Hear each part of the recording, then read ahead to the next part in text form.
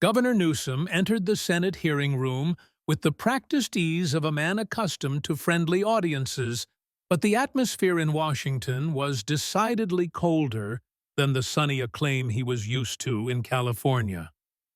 Senator J.D. Vance's voice cut through the murmur of the packed chamber like a serrated blade, calm and measured, yet carrying an undercurrent of icy resolve that signaled this would not be a standard political exhibition. The room was electric with tension, filled to capacity with spectators, many of whom were former Californians who had lost their businesses or homes and had traveled specifically to witness this reckoning. Vance opened by dismantling the governor's comfort zone, noting that while Newsom might be used to dining at $300 restaurants while ordering his citizens to stay home, today required answers under oath. The senator's eyes bored into the witness, making it clear that the smooth deflections and charismatic smiles that worked in Sacramento would find no purchase here. The interrogation launched immediately into the infamous evening of November 6, 2020, a date etched into the memory of every Californian who was locked down while their leader partied. Vance didn't ask vague questions. He painted a vivid picture of the French Laundry restaurant in Napa Valley, where Newsom sat with 11 others, none of whom were wearing masks. He dismantled the governor's initial defense that this was a simple outdoor birthday dinner, presenting the event as a flagrant display of elitism during a public health crisis. The senator pointed out the guest list, which included top medical lobbyists who were simultaneously funding ad campaigns telling the public to mask up and stay isolated. It wasn't just a dinner, it was a symbol of a ruling class that believed they were exempt from the draconian rules they imposed on everyone else. Vance then produced the photographic evidence, holding up the images from Fox 11 Los Angeles that the entire country had seen, but which Newsom seemed desperate to forget. The photos showed a room that was enclosed on 3 sides with the sliding glass doors shut tight to block out the noise, effectively making it an indoor dining event. The senator relentlessly hammered the point that while Newsom was sipping expensive wine in a private room, he had told 6 million schoolchildren they couldn't go to class, and restaurant owners they couldn't open their doors. The hypocrisy was palpable in the air, hanging heavy over the room as Newsom shifted uncomfortably in his seat, his usual polished demeanor cracking under the weight of the undeniable visual proof. The silence that followed Vance's questions was louder than any shouting match, a void filled only by the collective judgment of the gallery. The line of questioning shifted to the financial aspect of that evening, breaking down the sheer extravagance of the meal in a way that resonated with working-class struggles. Vance calculated the cost, estimating a bill of nearly $4,000 for a single dinner, a sum that many of the governor's constituents were struggling to earn in a month during the shutdowns. He read Newsom's own apology back to him, analyzing the phrasing to suggest that the governor was sorry he got caught, not sorry for the act itself. The senator highlighted the presence of Jason Kinney and the medical executives, framing the gathering not as a mistake, but as a deliberate choice to prioritize leisure over leadership. The gallery stirred with a low rumble of disapproval, the sound of people who had followed the rules realizing they had been played for fools. Vance then turned the spotlight to the guests sitting at the governor's table, specifically the CEO of the California Medical Association and their top lobbyist. He pointed out the staggering irony that the very people responsible for the Mask Up campaign were sitting inches apart, laughing and drinking without a care for the virus they warned everyone else about. The governor tried to hide behind county guidelines, but Vance cut him off, reminding him that the issue wasn't technical compliance, but the violation of the spirit of his own mandates. The senator recalled the specific press conference where Newsom had limited gatherings to 3 households, contrasting it with the 12 people from multiple households at the dinner. It was a methodical deconstruction of the governor's credibility, layer by layer. The focus of the hearing then pivoted to the human cost of these decisions, introducing a tangible element of tragedy into the procedural drama.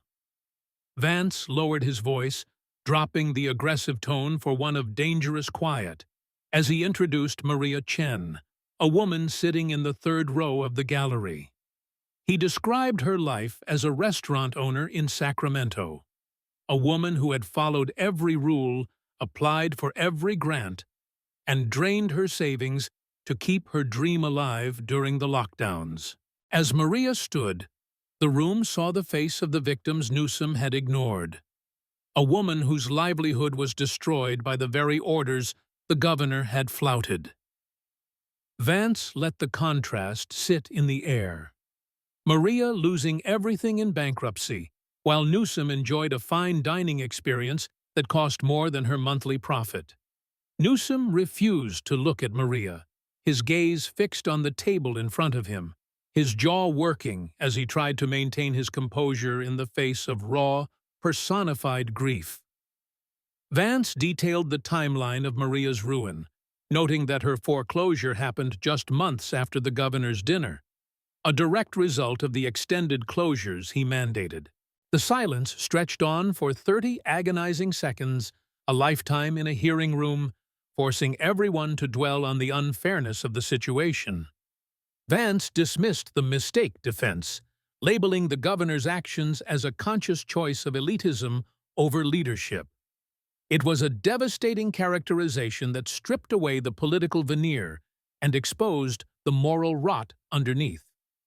After a brief recess that did nothing to lower the temperature in the room, Vance returned to the subject of education, a topic that touched every parent in the state. He grilled Newsom on the prolonged closure of California's public schools, which remained shuttered longer than almost any other state in the nation. The governor tried to cite CDC guidance and safety priorities, but Vance was ready with the ultimate counterpoint: the governor's own children. He forced Newsom to admit on the record that while public schools were closed, his 4 children were attending a private school in Sacramento that offered in-person learning. The admission hung in the air like a confession, confirming a 2-tier system where the wealthy could buy normalcy while the poor were left to struggle. Vance relentlessly pursued the details of this educational apartheid, reading statistics about the lack of internet access for low-income families. He painted a picture of children in parking lots trying to catch a Wi-Fi signal to attend school, while the governor's children sat in comfortable classrooms with their teachers. The senator rejected Newsom's attempt to blame local school districts, pointing out the state-level restrictions and union pressures that made reopening impossible for public schools. He cited studies showing how distance learning had widened the achievement gap, devastating a generation of minority and low-income students. The contrast between the governor's thriving children and the struggling students of the state was drawn in sharp, unforgiving lines. The hearing then moved to the story of Sarah Mitchell, a single mother in the gallery whose life had been upended by the school closures. Vance described her struggle to work full-time while supervising 2 children on Zoom, a task that proved impossible and led to her son falling 2 grade levels behind. Sarah stood, a visible testament to the policy failure, her exhausted expression mirroring the frustration of millions of parents. Vance emphasized that Sarah couldn't afford the private tutors or pods that the wealthy utilized, leaving her children to bear the full brunt of the state's incompetence. The senator pointed out the irony of Newsom attending private schools his entire life and sending his children to them, all while opposing school choice vouchers for families like Sarah's. Vance then shifted gears to the massive financial scandal surrounding California's homelessness crisis, a topic that promised to be even more damaging than the hypocrisy of the dinner. He reminded the room of Newsom's inaugural promise of a Marshall Plan for housing, a soaring rhetorical commitment backed by billions of dollars. The senator laid out the numbers with brutal clarity. nearly $40 billion spent. Yet the problem had ostensibly worsened. He asked the governor to confirm the increase in the homeless population, forcing Newsom to admit that despite the unprecedented spending, the number of unhoused individuals had risen by tens of thousands. The math was staggering, equating to hundreds of thousands of dollars spent per homeless person with absolutely nothing to show for it. The senator produced a report from the California State Auditor, a document that served as a damning indictment of the administration's incompetence. He read excerpts stating that the state lacked current information on costs and outcomes because the agency created to track the issue had stopped analyzing data years ago. Vance grilled the governor on this administrative blackout, exposing the fact that billions were flowing out of the Treasury with zero accountability or oversight. The revelation that the tracking systems had essentially been abandoned during the pandemic drew audible gasps from the gallery. It wasn't just waste, it was negligence on an industrial scale, a complete abdication of fiduciary responsibility. Vance continued to dissect the auditor's findings, highlighting the lack of consistent methods for gathering data and the prevalence of deleted records and test entries in the state database. He illustrated the absurdity of the situation by breaking down the math, showing that the money spent could have purchased a home for every homeless person, yet they remained on the street. The senator cited specific examples from San Jose and San Diego, where millions were funneled to nonprofits without any metrics for success or requirements for deliverables. He brought up the federal audit that gave the state the lowest possible score for fraud detection, linking the homelessness mismanagement to the massive unemployment fraud scandal. It was a portrait of a government that had become a cash machine for consultants and scammers. The climax of this segment came with the introduction of Marcus Thompson, a Marine Corps veteran who had ended up on Skid Row despite the billions spent to help people like him. Vance described Marcus's ordeal, his PTSD, and the bureaucratic nightmare of lost paperwork that kept him on the streets for 2 years. The room fell silent as Vance revealed that it wasn't the state's billions that saved Marcus, but a small private charity operating on a shoestring budget. The contrast was devastating. The state spent $250,000 per person to achieve failure, while a private group achieved success for a fraction of the cost. Marcus stood as a silent witness to the efficiency of compassion versus the inefficiency of bureaucracy. Vance dismissed Newsom's attempts to blame the pandemic for these failures, labeling the virus as a crutch the governor used to excuse every administrative collapse. He recapped the scandals thus far, the French Laundry, the schools, and now the missing billions, building a narrative of systemic failure. The senator pointed out that other states had faced the same pandemic without losing track of $40 billion or destroying their educational systems. The gallery's reaction began to shift from shock to open hostility, with shouts of "Where's my money?" erupting from the back of the room. Vance allowed the moment to breathe, letting the governor feel the heat of the anger directed at him before calling for a recess. When the hearing resumed, Vance turned his attention to the economic exodus that was draining the lifeblood of the state. He described the flight of major corporations as a flood, listing household names that had moved their headquarters to Texas, Florida, and Tennessee. The senator challenged Newsom to name companies that had left, and when the governor hesitated, Vance read the list himself. Tesla, Oracle, Hewlett-Packard, Chevron. Each name hit like a hammer blow, representing the loss of thousands of jobs and billions in tax revenue. He cited the Hoover Institution report about the sheer volume of headquarters leaving in a single 6-month period, framing it not as a business cycle, but as an evacuation. Vance connected the corporate flight directly to the state's tax policies and regulatory environment, quoting CEOs who explicitly cited these reasons for leaving. He highlighted the absurdity of California having the highest income tax rates in the nation, while its residents received declining services and crumbling infrastructure. The senator used the state's budget swing, from a massive surplus to a projected deficit, as undeniable proof that the tax base was eroding. He played an audio clip from a small business owner who had moved to Arizona, giving a voice to the thousands of entrepreneurs who had been forced to choose between their business and their home state. The narrative was clear. California was no longer the land of opportunity. It was a trap. The interrogation then moved to the issue of public safety, specifically the explosion of retail theft following the passage of Proposition 47.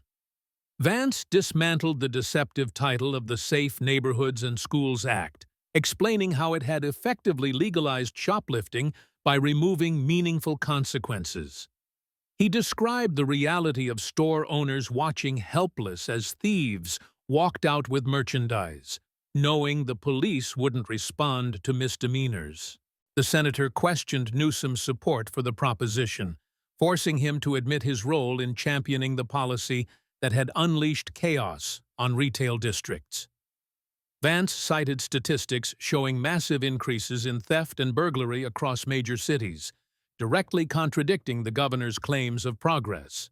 To illustrate the human cost of this policy, Vance introduced Jennifer Nguyen, a former CVS manager who had lost her job when her store closed due to rampant theft. He detailed the daily nightmare Jennifer faced, filing hundreds of police reports that went ignored and enduring threats from repeat offenders who knew the system was broken. The senator painted a tragic picture of a loyal employee losing her career because the state prioritized the comfort of criminals over the safety of workers. Jennifer's presence in the gallery was a silent rebuke to the governor's abstract talk of criminal justice reform. Vance laid the blame for the closure of pharmacies and the creation of food deserts directly at the governor's feet. As the hearing entered its final phase, Vance tied all the threads together under the umbrella of the cost of living crisis. He spoke of the California dream that had turned into a nightmare of unaffordable housing, exorbitant gas prices, and crushing utility bills. The senator broke down the math for a median-income family, showing how impossible it was to save for a home while paying skyrocketing rents and daily expenses. He used the Rodriguez family budget as a case study, demonstrating that even a two-income household was living paycheck to paycheck, one emergency away from ruin.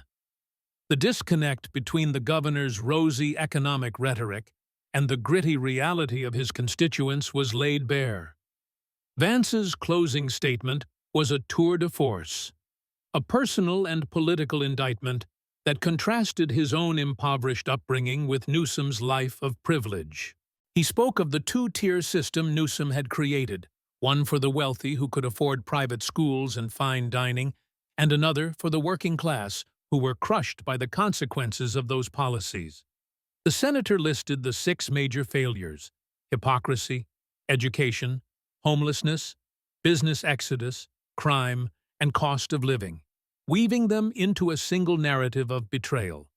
He accused the governor of living in a bubble, insulated from the pain his decisions caused, and lacking the empathy to understand the struggle of regular people.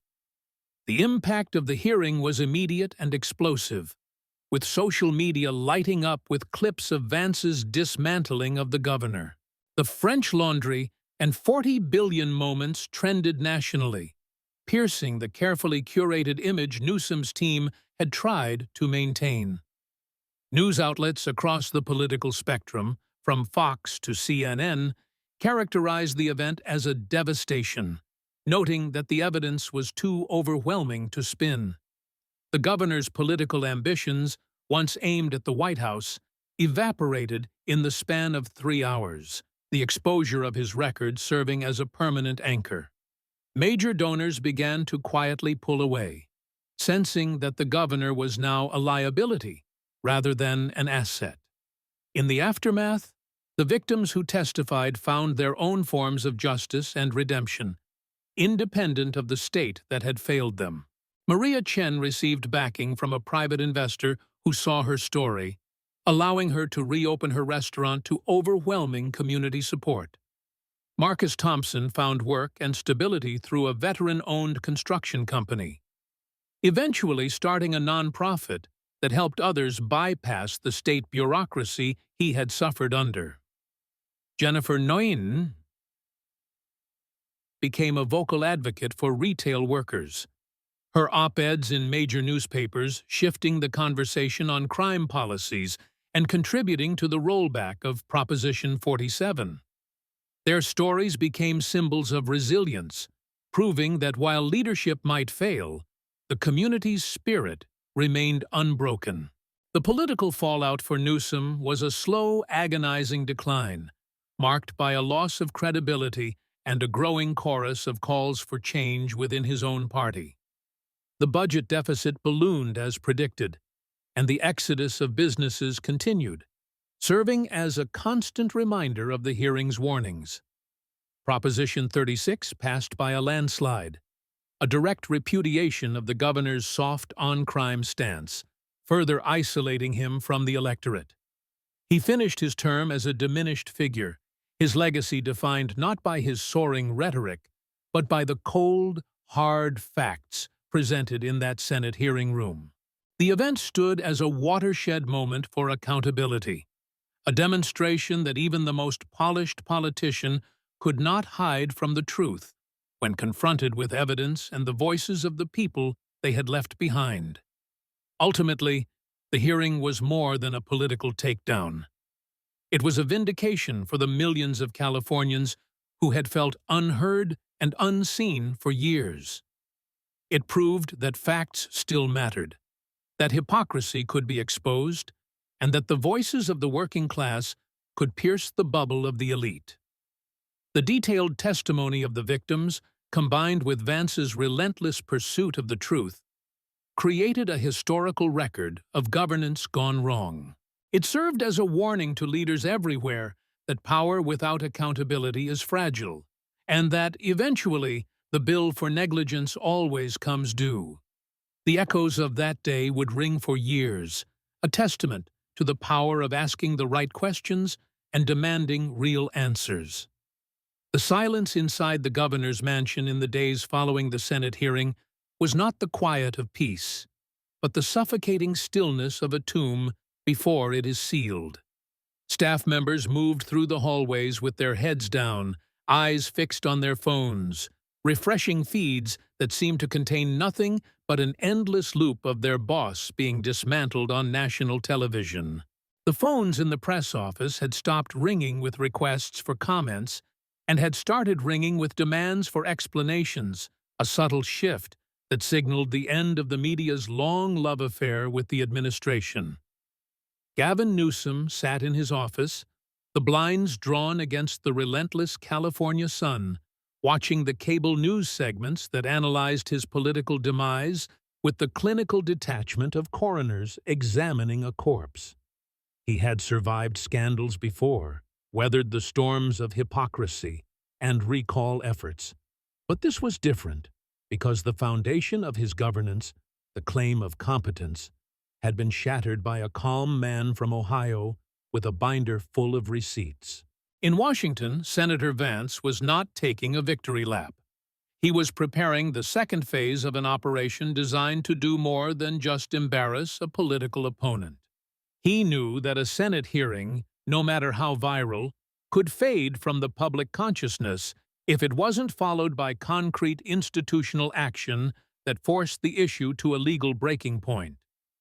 Vance convened a meeting with the Senate Committee on Homeland Security and Governmental Affairs, laying out the case for a full-scale Government Accountability Office investigation into the misuse of federal pandemic funds. The $40 billion discussed in the hearing wasn't just state money. A significant portion came from federal grants, giving Congress the jurisdiction to demand to know where every single cent had gone. The motion for a federal audit passed with bipartisan support.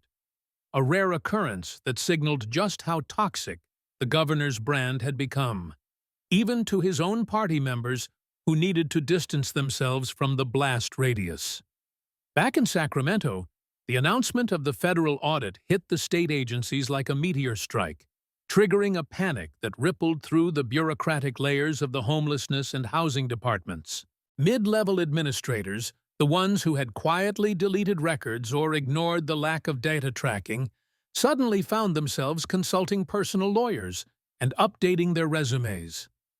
The shredders in the back offices didn't run, because in the digital age, the fear wasn't about paper trails, but about server logs, and the IT directors knew that federal subpoenas would capture everything. The governor's chief of staff attempted to rally the department heads, demanding a unified front and a narrative of complex implementation challenges. But the room was cold. The loyalty that had once been absolute now fractured by the instinct for self-preservation. Everyone knew that when the federal investigators arrived, the pandemic excuse would not protect them from charges of wire fraud or misappropriation of funds. Meanwhile, the ripple effects of the hearing were manifesting in the real economy, accelerating the very exodus that Vance had highlighted during his testimony. The CEO of a major logistics firm, which had operated in the Inland Empire for 40 years, watched the clips of the hearing and made the final decision to relocate operations to Nevada.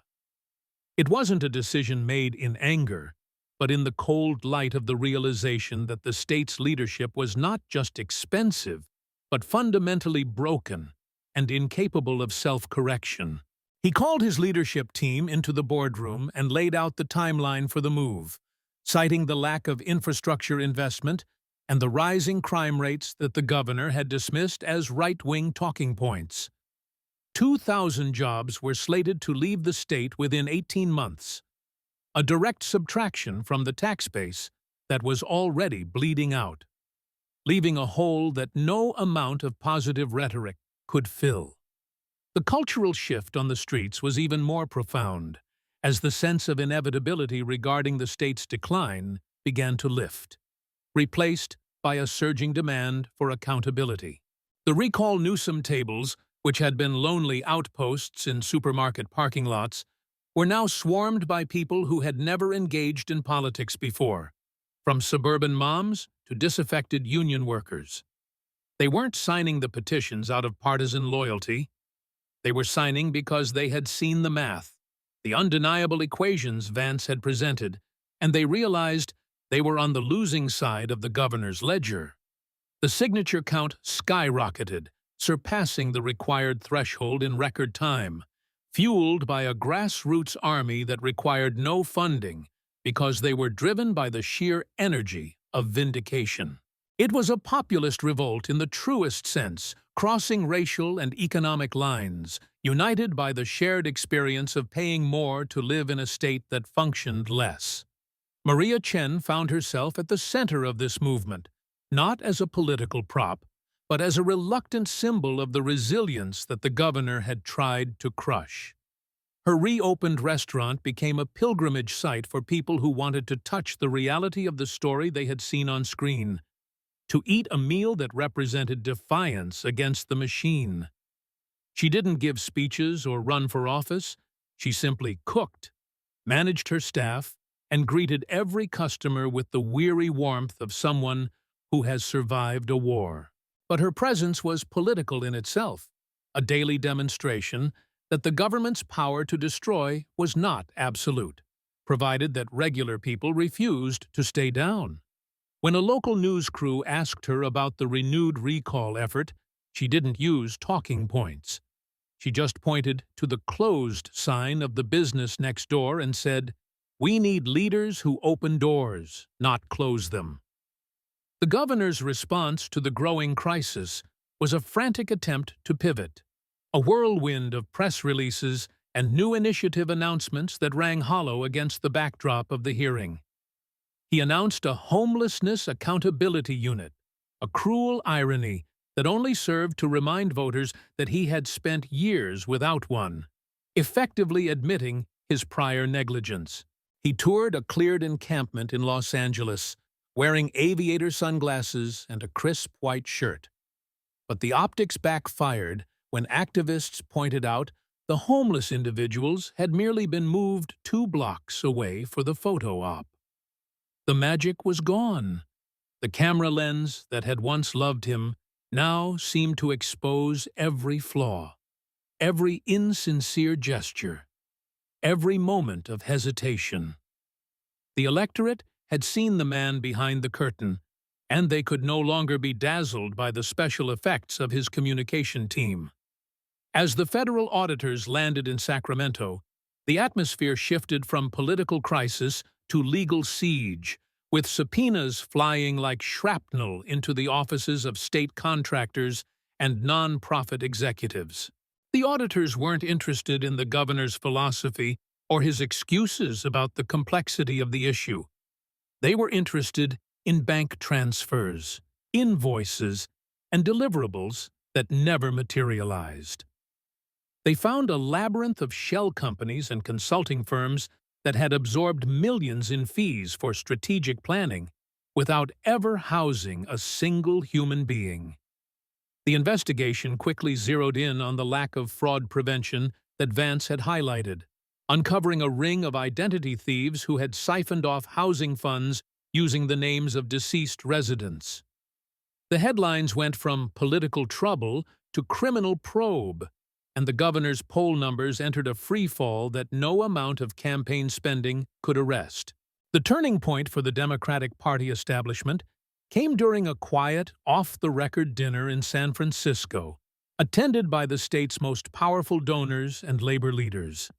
They looked at the internal polling, which showed the governor dragging down-ballot candidates in safe districts, risking the party's supermajority in the legislature. The calculus was cold and unsentimental.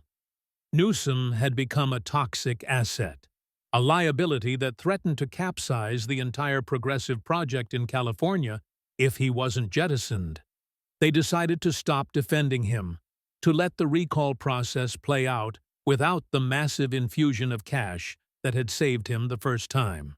It was a silent coup, a withdrawal of support that left the governor isolated on an island of his own making, surrounded by rising waters. Vance watched these developments from Washington, continuing to apply pressure by releasing weekly updates on the federal audit's preliminary findings. He didn't gloat. He simply maintained the steady drumbeat of accountability, framing the investigation as a necessary hygiene measure for American democracy. He used the Senate floor to tell the stories of more victims who had come forward since the hearing, creating a rolling narrative of grievance that kept the issue front and center in the national news cycle. His office became a clearinghouse for whistleblowers from within the California government, honest civil servants who were tired of the corruption and saw Vance as their only outlet for the truth. The senator was building a model for how the legislative branch could check the executive, not through shouting, but through the relentless application of oversight. The recall election date was set for November, turning the vote into a referendum not just on Newsom, but on the entire philosophy of governance he represented. The campaign was brutal, with the governor trying to paint his opponents as right-wing extremists, a tactic that failed because the face of the opposition was now people like Maria and Marcus. The opposition didn't need to run attack ads, they just ran clips of the Senate hearing, playing the governor's stammering non-answers on a loop during prime time. The French Laundry photo was plastered on billboards across the Central Valley and Orange County, a visual shorthand for the arrogance that voters were desperate to punish. The debate stage, usually Newsom's natural habitat, became a trap where he was forced to answer the same questions Vance had asked, with no teleprompter to save him. On election night, the results came in early, a wave of yes votes that started in the rural counties and swept into the suburbs that had once been the governor's firewall. The data showed a massive defecting of independent voters and a significant chunk of moderate Democrats who had simply had enough of the incompetence. The news networks called the race shortly after the polls closed, announcing the end of the Newsom era with a stark finality that stunned the political class. There was no riot, no celebration in the streets, just a collective exhale, a sense of a heavy burden being lifted from the shoulders of the state. The governor gave a concession speech that was brief and bitter, blaming national headwinds and partisan weaponization, refusing to the very end to look in the mirror. The transition of power was chaotic, as the outgoing administration seemed more interested in shredding documents than in handing over the keys to the state. However, the federal investigation ensured that the most damning evidence was already secured, preserving the record of failure for future historians and prosecutors. The new leadership, a coalition government formed in the wake of the recall, faced a budget deficit that was even worse than the projections, a fiscal crater left by years of reckless spending. They began the painful process of austerity, cutting the consulting contracts and the vanity projects, trying to steer the massive ship of state away from the iceberg. It was a thankless job, but for the first time in a decade, there was an adult in the room, and the checkbook was finally being balanced. Marcus Thompson's nonprofit, which had started as a small local effort, expanded rapidly in the vacuum left by the state's retreat, proving that the private sector could solve problems the government could not. He partnered with the new administration to revamp the veteran housing program, implementing his direct assistance model on a statewide level. The bureaucracy fought him every step of the way, trying to impose the old rules and the old delays, but Marcus had the mandate of the public and the backing of the Senate investigation. He fired the consultants, streamlined the application process, and within a year had housed more veterans than the state agency had in the previous 5. His success became a case study in business schools, a proof of concept that empathy and efficiency were not mutually exclusive. Jennifer Nguyen watched the changes from her new store in the suburbs, feeling a sense of closure that she hadn't expected. The rollback of Proposition 47, finalized by the new legislature, meant that shoplifting was once again a crime with consequences, and slowly, the brazen theft rings began to break apart. She saw help wanted signs appearing in windows that had been boarded up, the first green shoots of a retail recovery that would take years to fully bloom. She wrote a final op-ed for the local paper, titled "The Price of Safety," arguing that the true measure of a society is how it protects its most vulnerable workers. She didn't get her old job back, but she got her dignity back, knowing that her voice had helped turn the tide against a decade of madness. Senator Vance moved on to other hearings, other investigations, but the California model remained his signature achievement, a blueprint for how to dismantle a corrupt political machine. He had proven that the culture war was actually a class war, and that the most effective weapon was not ideology, but competence and forensic accounting. The hearing had changed the way politicians looked at their own budgets, introducing a new fear of being the next Newsom, the next target of a viral takedown. Across the country, state legislatures began to proactively audit their own homeless spending, terrified of what a federal inquiry might find. The ripple effect of those 3 hours in Washington was saving billions of dollars and forcing a return to basic standards of governance. The exodus from California slowed, but it didn't stop, as the trust that had been broken would take a generation to repair. The companies that had left didn't come back, having found lower taxes and better governance in the red states that welcomed them with open arms. The skyline of San Francisco remained scarred by empty office towers, a physical monument to the policies that had driven away the creators of wealth. But for the people who stayed, the people who couldn't afford to move, there was a renewed sense of ownership over their state. They had realized that the Golden State didn't belong to the politicians in Sacramento. It belonged to the people who woke up every day and made it run. As the years passed, the French Laundry dinner became a legend, a cautionary tale told to young staffers in capitals across the nation. It was the moment the veil dropped, the moment the rules for thee but not for me mindset was exposed to the harsh light of day. Gavin Newsom faded into obscurity, a man who had once been the future of his party, but was now a relic of a failed past.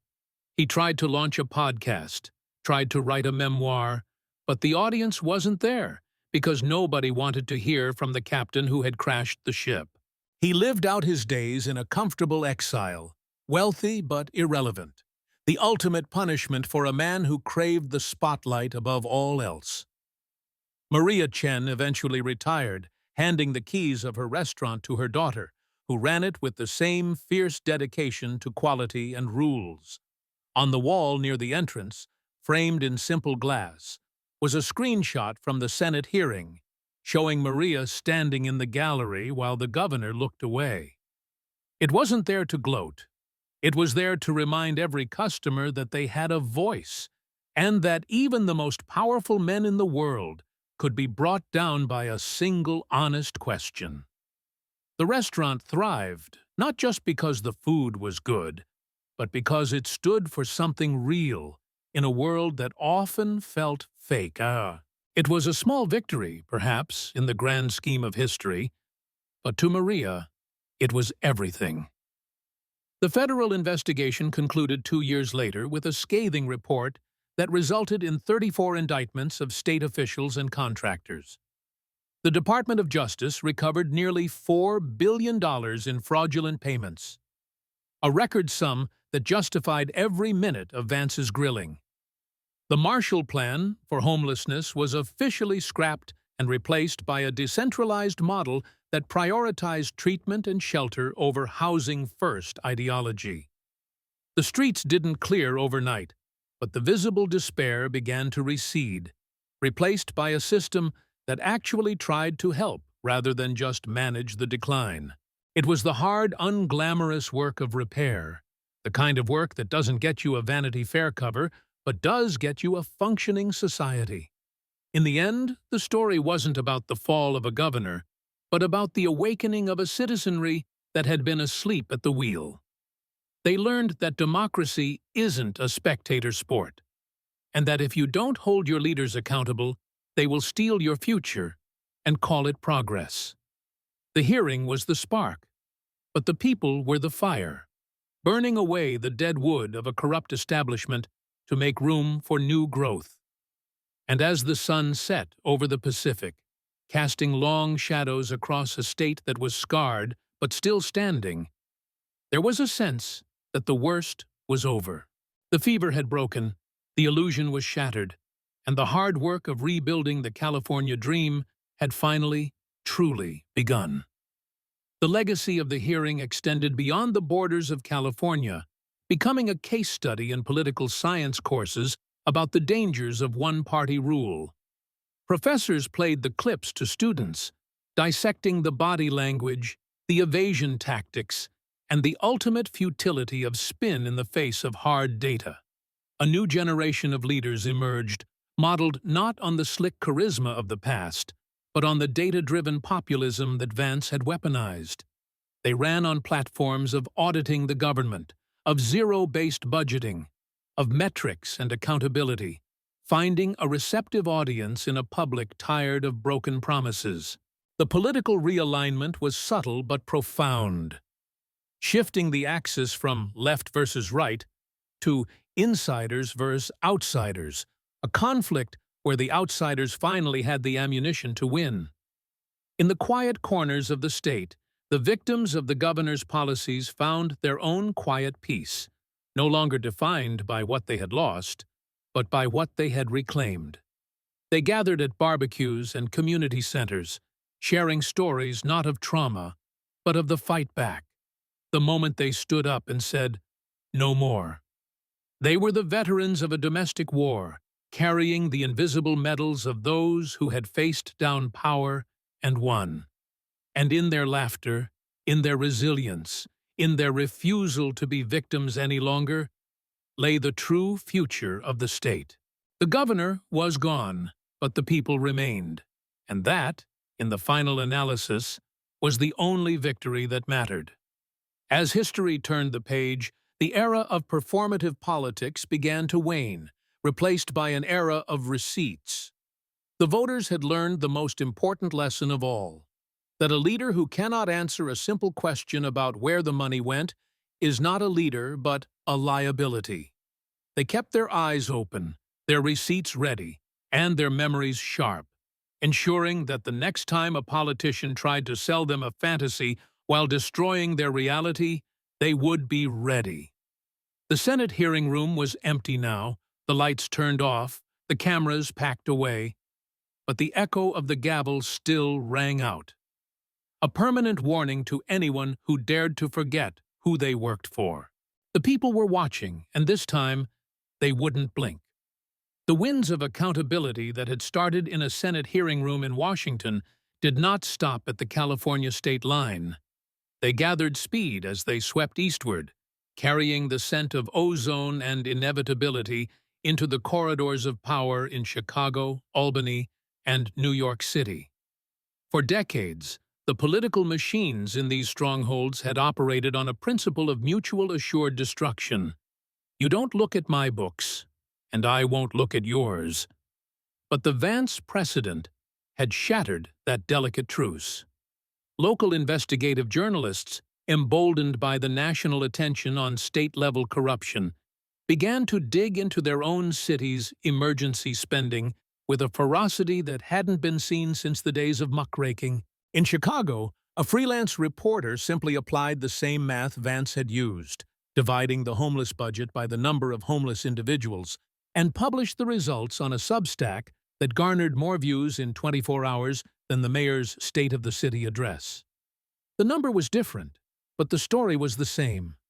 Hundreds of thousands of dollars per person, vanishing into a labyrinth of politically connected nonprofits that produced annual reports instead of results. The panic among the political consultant class was palpable, a contagion of anxiety that ruined appetites at steakhouse power lunches across the Midwest and Northeast. They watched as federal auditors, now armed with the template perfected in Sacramento, began to issue subpoenas to the housing authorities of Cook County and the mental health agencies of New York State. The assumption that blue state governance was immune to federal oversight was dismantled week by week, replaced by a terrifying new reality where outcomes were measured against expenditures. In New York, a frantic effort to audit the migrant crisis spending led to the sudden resignation of 3 deputy mayors, each citing personal reasons that fooled absolutely no one. The exodus of talent from the public sector was actually an exodus of liability, as those who had signed the checks scrambled to get out of the blast radius before the indictments came down. Back in California, the hard work of forensic governance was entering its grimmest phase, the clawback. The new administration, working in tandem with federal prosecutors, established the Asset Recovery Task Force, a unit legally empowered to seize property and funds purchased with misappropriated grant money. It was a scene straight out of a crime thriller as U.S. Marshals raided luxury condos in Santa Monica and vacation homes in Lake Tahoe, properties bought by nonprofit executives who had claimed to be fighting poverty. The public watched the evening news with a grim satisfaction as sports cars and designer art collections were hauled out of the homes of people who had lectured them on equity. It was the ultimate dismantling of the hypocrisy Vance had highlighted, a physical redistribution of stolen wealth back into the public coffers. The auctions of these seized assets raised millions, which were symbolically earmarked for the very school districts that had been shortchanged during the lockdowns.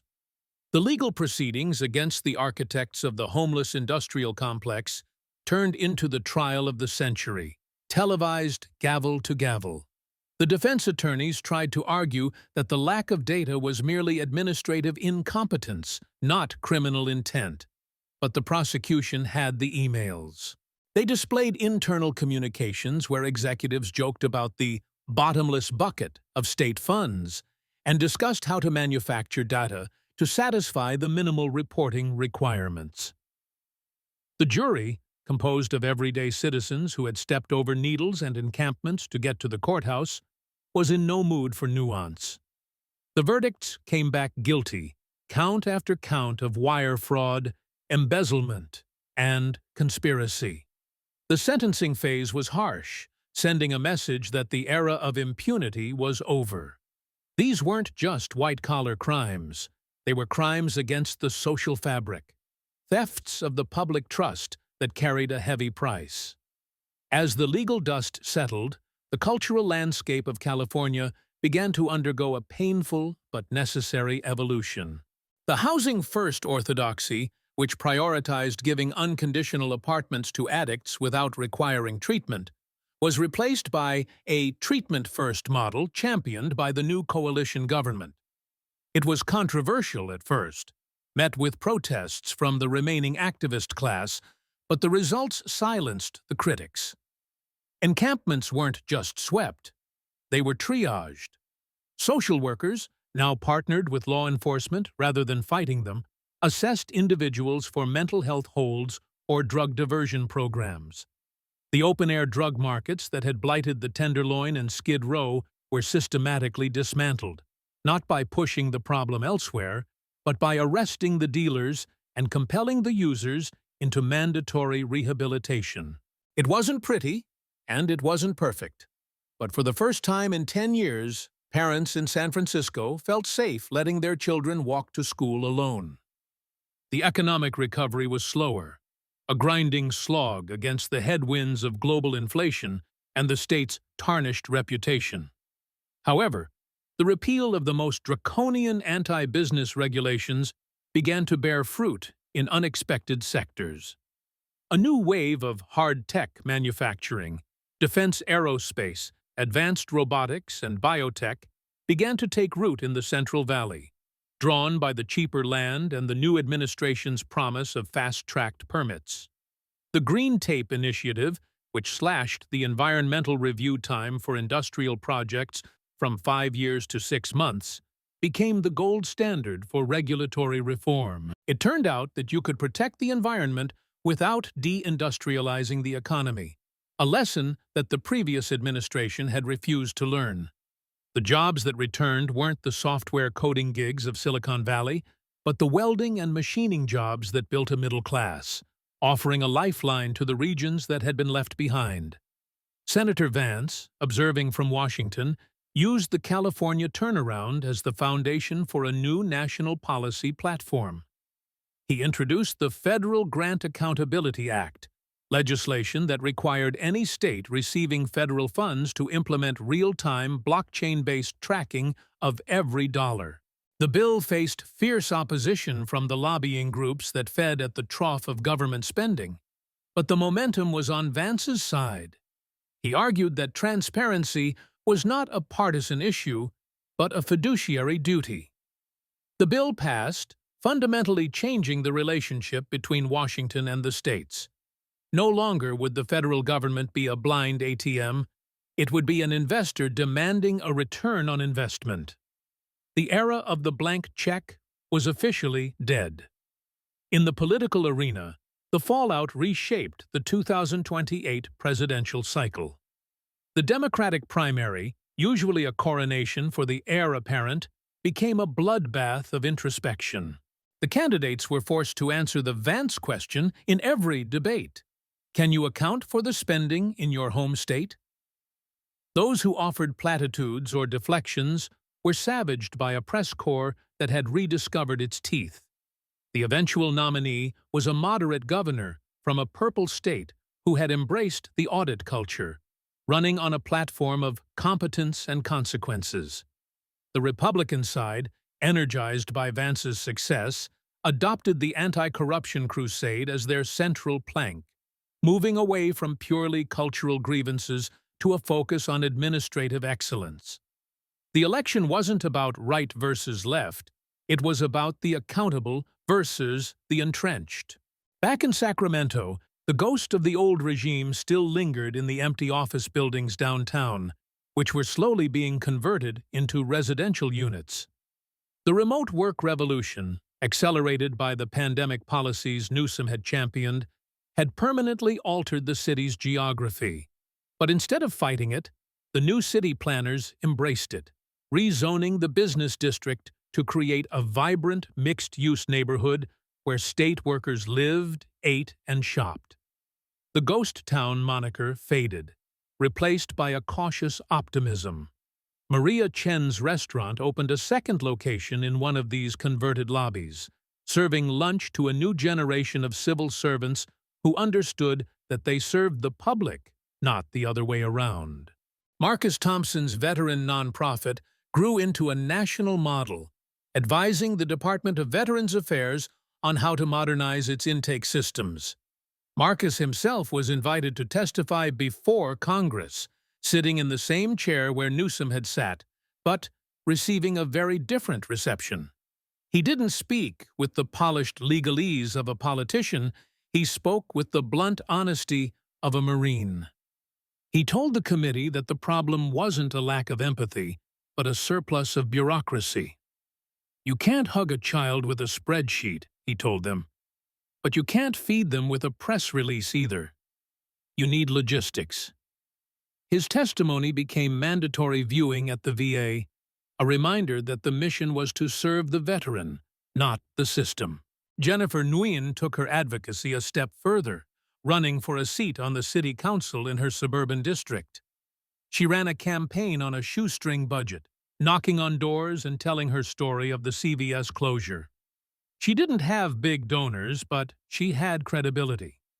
Her opponent, a well-funded incumbent who spoke in academic theories about crime, couldn't counter the raw reality of her experience. Jennifer won by a landslide, becoming the voice of the small business owner in a room that had ignored them for too long. Her first act was to pass an ordinance requiring an annual public safety audit, forcing the police chief and district attorney to present hard data on case closures and repeat offenders. It was a small policy, but it signaled a massive shift. The government was now answering to the people. As the decade drew to a close, the scars of the Newsom era were still visible, like the healed fractures of a bone that is stronger for the break. The population of California had stabilized, no longer bleeding residents, though it had not returned to the explosive growth of the late 20th century. It was a humbler state, less arrogant, more focused on the basics of paving roads, teaching kids, and keeping the lights on. The California dream had been redefined. It was no longer about instant riches or perfect weather, but about the possibility of building a good life through hard work in a fair system. The elitism that had sparked the revolution had been pruned back, kept in check by a vigilance that had been bought at a terrible price. Historians looking back at the period identified the Senate hearing not as the cause of the change, but as the catalyst. The fuel had been piling up for years: the ignored emails, the unreturned phone calls, the closed businesses, the widening gap between the rulers and the ruled. Vance had simply lit the match. But the fire that burned down the old corrupt structures also cleared the ground for something new to grow. It proved that the American system, for all its flaws, still possessed a self-correcting mechanism. When the abuse of power became too great, when the hypocrisy became too glaring, the mechanism engaged. It was messy, it was loud, and it was painful, but it worked. The final chapter of this saga wasn't written in a law book or a newspaper, but in the quiet confidence of the citizens. They walked with their heads a little higher, knowing that they had taken back their state. They attended city council meetings. They read the budget reports. They asked the hard questions. They had learned that democracy requires maintenance, that you have to check the oil and kick the tires or the engine will seize. And in the end, that was the legacy of the hearing. A citizenry that refused to be sleepwalkers in their own democracy. The Golden State shone a little less brightly, perhaps, with less glitter and glamour, but the light that remained was real, steady, and earned. It was the light of truth, and for the first time in a long time, it was enough.